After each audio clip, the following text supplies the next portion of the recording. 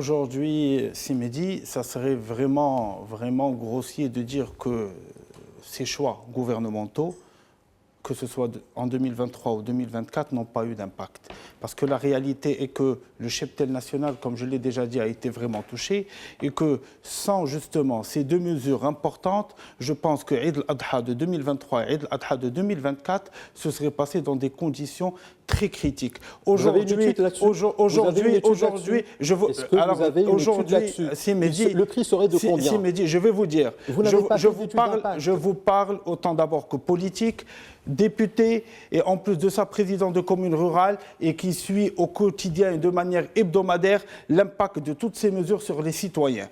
Moi je vous dis qu'en 2023, après cette mesure importante pendant la période de Eid al-Adha, eh bien, croyez-moi, et on a vu ça affiché dans plusieurs fermes de vente d'ovins, le prix a été de 58 dirhams le kilo avec un prix maximum de 60, avec un poids moyen de chaque ovin qui était de 40 dirhams, ce qui nous fait à peu près 2400 dirhams l'ovin importé. Au moment où justement, avec la situation du cheptel national, l'ovin marocain ou les races marocaines étaient à des prix beaucoup plus importants. Mais vous comprenez qu'il s'agit de l'argent public.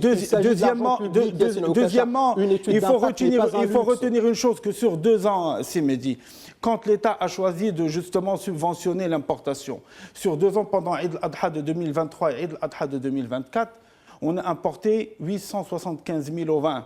Ça a permis à plus de 500 000 familles de passer l'Eid avec des prix convenables.